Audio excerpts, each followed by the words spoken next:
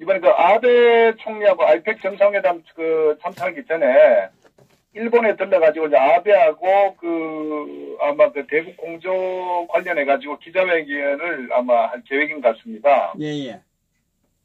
근데 사실은 이제 그렇게 하고 바로 한번 싱가포르로 넘어가는 것 같아요. 예, 예.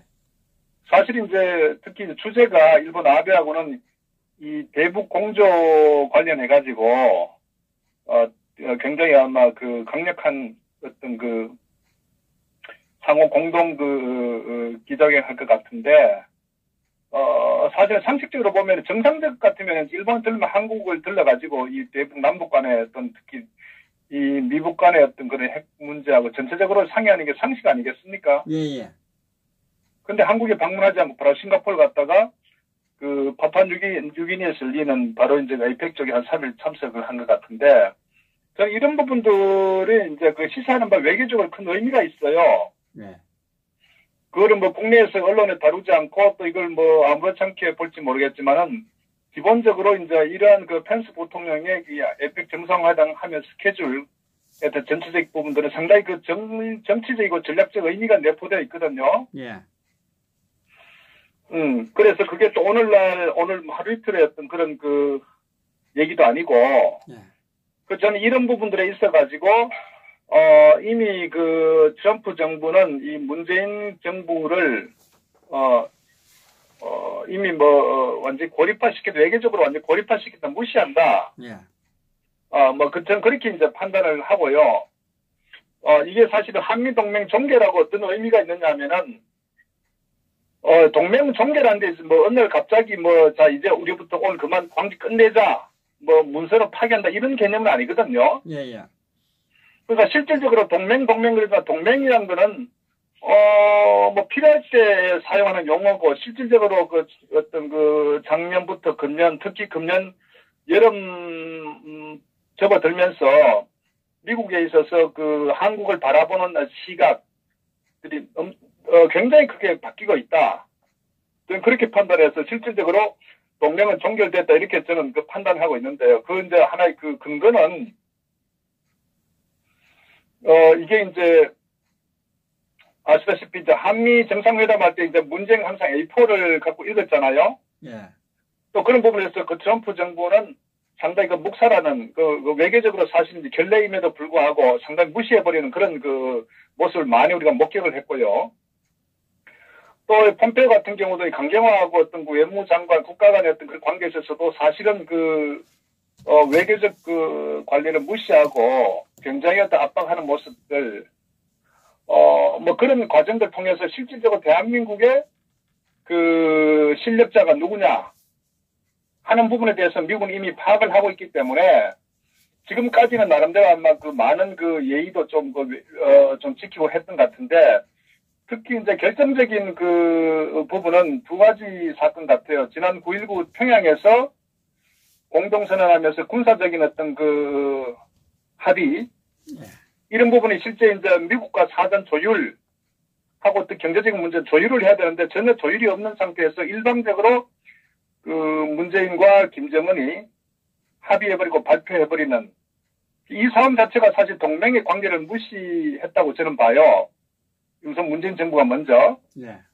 그리고 특히 유엔사 같은 경우도 유엔사가 분명히 존재함에도 불구하고 일방적으로 어떤 GP 철수하는 그런 행위부터 서해 어떤 공군의 어떤 여러 가지 정찰 비행까지도 못하도록 이런 제반적인 전체적 부분들이 미국 입장에 봤을 때는 사실 도저히 수용할 수 없는 그런 상황이고요.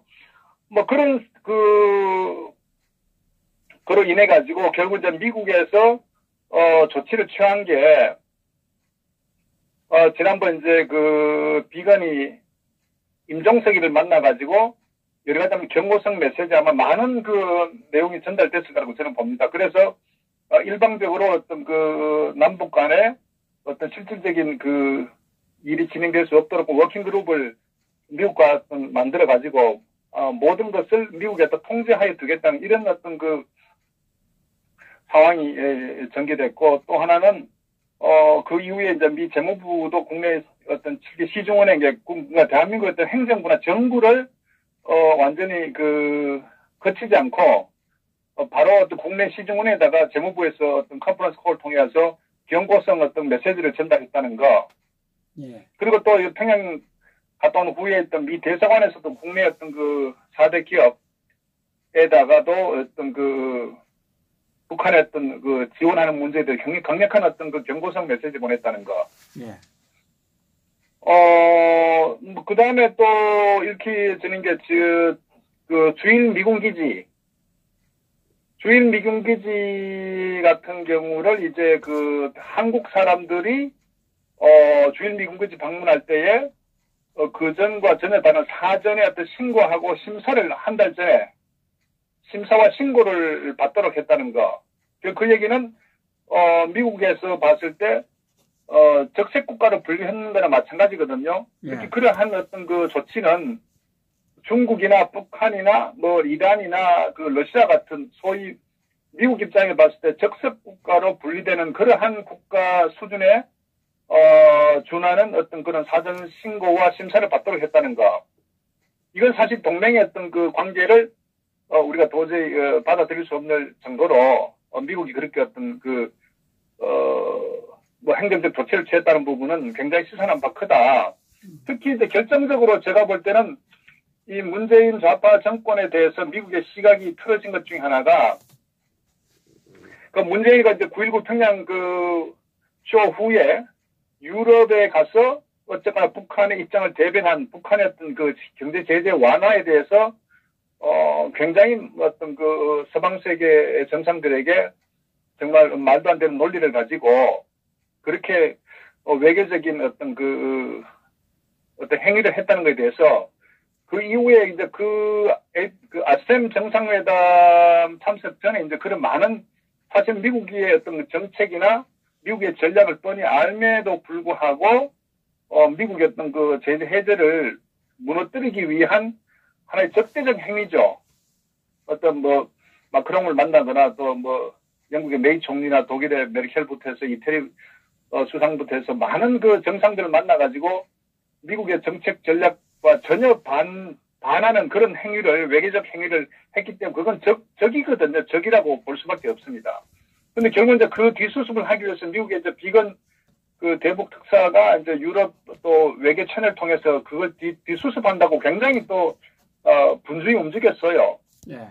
그래서 미국 언론에서 뭐라고 했냐면은, 미국 외교의 승리다, 이런 표현까지 됐거든요. 또 소위 말해서 문재인의 어떤 유럽 정상들에게 김정은을 대신한 그런 행위에 대해서 미국의 어떤 지금 좌시하지 않고 미국의 어떤 국무성 대표를 보내가지고 뒷수습을 했다는 거를 결국 어떻게 보면은 미국의 트럼프 정부와 이 문재인 정권이 서로 외교적 어떤 갈등과 싸움을 했다는 얘기거든요. 네. 그러니까 이제 미국 입장에 봤을 때 이건 동맹이라고 전혀 볼 수가 없는 거죠. 동맹이라고. 그러니까 이제 그런 부분을 이미 미국 정부에서는 이제 이 문재인 좌파 정권에 대해서 실체를 너무나 정확히 꿰뚫고 있고 이 속셈이 뭐라는 것도 알고 있고 더 나아가서는 이 북한 김정은의 어떤 그런 비핵화에 대한 어떤 속셈도 너무나 파악을 하고 있고 그러다 보니까 결국은 이제 이 펜스 부통령이 아이펙 정상회담 하면서도 이 일본의 아베만 만나고 바로 이제 싱가포르 가서 나머지 정상들 만나가지고 어떤 외교 스케줄을 소화시킨다는 부분에 대해서 제가 볼 때는 이미 이제 미국에서는 더 이상 국내에 강경화 만나봐도 강경화는 어차피 내용도 파악도 못하고 외교 장관으로서 어떤 그런 수행할 수 있는 능력도 안 된다는 거 이미 다 잘 알고 있고 그러니까 나머지 국내에서 만나봐야 통일부도 허수아비고 문재인이도 허수아비고 그러니까 실질적으로는 이제 그래서 임종석이를 만난 거고 그러다 보니까 앞으로 향후에 어떤 대북 문제, 미국 간의 핵 문제 등등 동북아 문제에 있어서는 더 이상 국내에 이 문재인 정권을 만나서 회담을 해봐도 아무 의미가 없다. 그렇게 판단을 하는 것 같아요. 실질적으로 그렇고 그리고 어차피 실무자들 보내가지고 어떤 이런 대북 모니터링 하는 것에 대해서는 철저하게 지금 관리하고 있는 상태이기 때문에 미국에서는 앞으로 뭐 더 이상 뭐 정상회담이나 고위급 회담 같은 거를 크게, 전혀 의미를 두지 않을 거다, 이렇게 봅니다. 결국은 실질적으로 어떤 그 비핵화 문제, 동북아 어떤 중국의 어떤 견제 문제, 이거에 대해서 한미일 삼각 동맹 정상적이라면은 동맹을 통해서 여러 가지 전략을 그 협의하고 또 미국의 정책에 서로 여러 가지 또 사전 조율도 하고 협의도 해야 되는데 전혀 지금 그렇지 않고 일방적으로 미국과 일본만 긴밀한 협의를 한다는 거죠.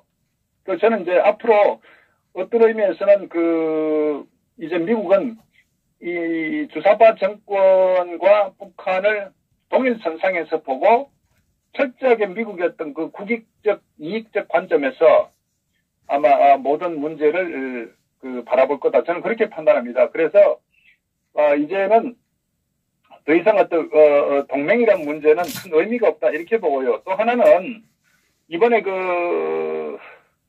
이 펜스하고 존 볼턴이 이게 에이펙 정상 참석을 하는데 최근에 이제 존 볼턴 같은 경우도 이제 이 남미 쪽의 국가에 특히 쿠바나 그다음에 베네수엘라하고 니카라과 같은 이 3개 국가를 이제 폭적의 트로이카하는, 그러니까 굉장히 독재 사회주의 기반의 어떤 그런 세력으로 규정을 해가지고 강력한 제재를 추가적으로 계속 진행을 했거든요.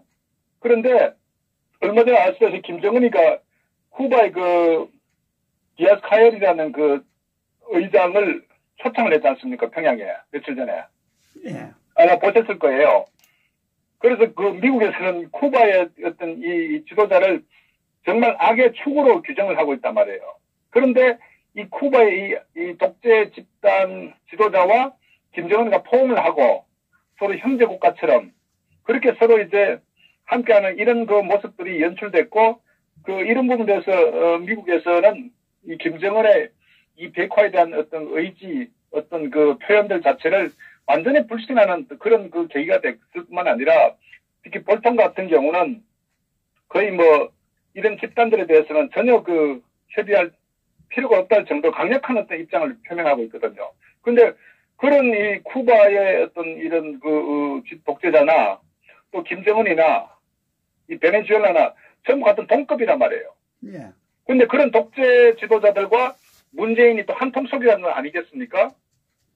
그러니까 미국에서는 이 대한민국의 이 지도자 이 문재인을 정상적인 국가, 특히 자유단된 국가의 어떤 하나의 카운터 파트너로 저는 인식하지 않는다. 그래서 동맹은 종결됐다. 저는 그렇게 지금 판단을 하고 있습니다. 그래서 아마 앞으로는 상황에 따라서 이 비자 문제나 여러 가지 문제가 국민들이 굉장히 어떤 피해를 볼 가능성은 크다, 이렇게 봅니다. 군사 경제적 측면은 물론이고, 그래서 특히 국제사회에서 굉장히 외교적으로 고립될 가능성이 상당히 크다. 거의 무시해버린다, 이렇게 봅니다. 이미 문재인은 해외 나가면 무시당하고 있지 않습니까?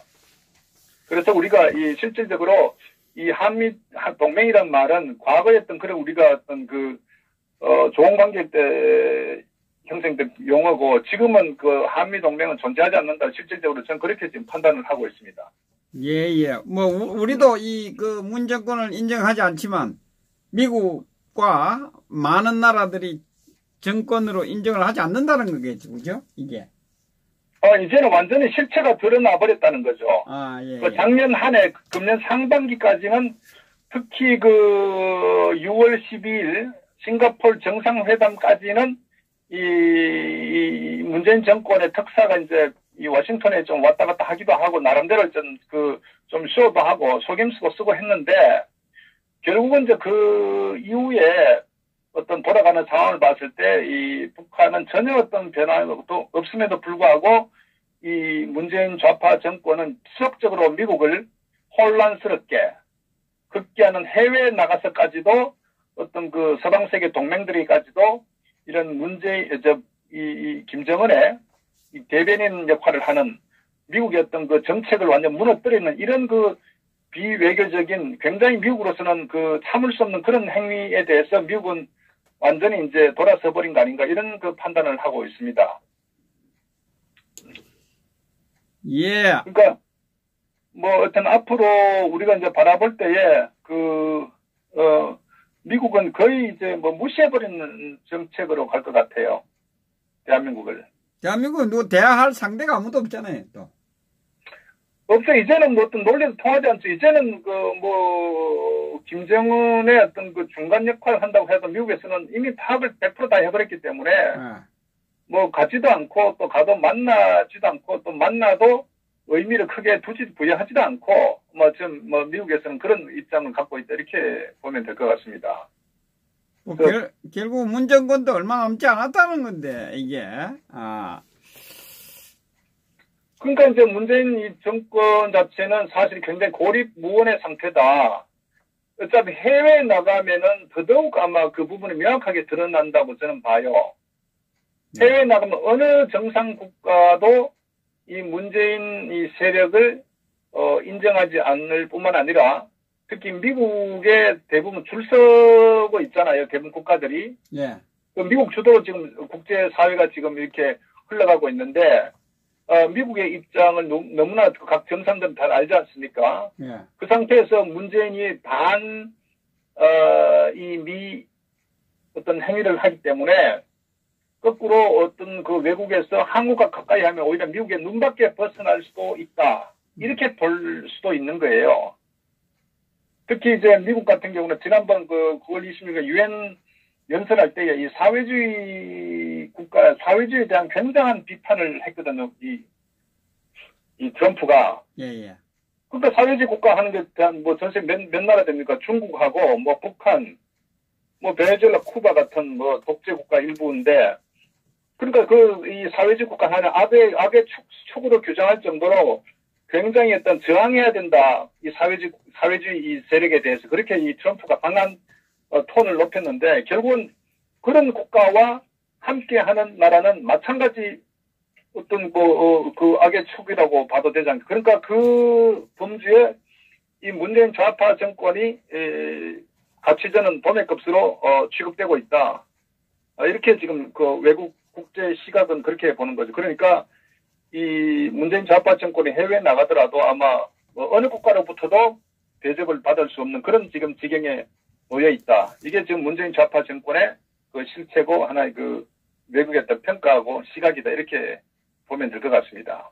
한마디로 지금 그 문재인 좌파 정권들은 죽을 지경이네요, 지금. 그러니까 얘들은 정상적인 시각, 어떤 균형의 시각을 갖지 않고 오로지 첫째도 둘째도 셋째도 이 김정은과의 어떻게 하면은 같은 한 몸이 되고 이거를 이제 결국은 이 연방제를 가고자 하는 이것밖에는 없는 것 같아요. 모든 어떤 사항들을 거기다가 지금 맞춰가지고 속이고 숨기고 뭐 그런 어떤 행위를 하기 때문에 얘좀 머릿속에는 그 외에는 아무것도 없는 것 같아요. 뭐 경제조차도 뭐 그런 측면에서 바라보고 있고. 연방제가 답이다. 이것만 고소하고 있구만요, 지금. 뭐 그렇게 보시는 게 정상 아니겠습니까? 예. 감사합니다. 수고하셨습니다. 네. 자, 오늘 일요일인데도 우리 논평을 해주신 김동수 박사님께 박수를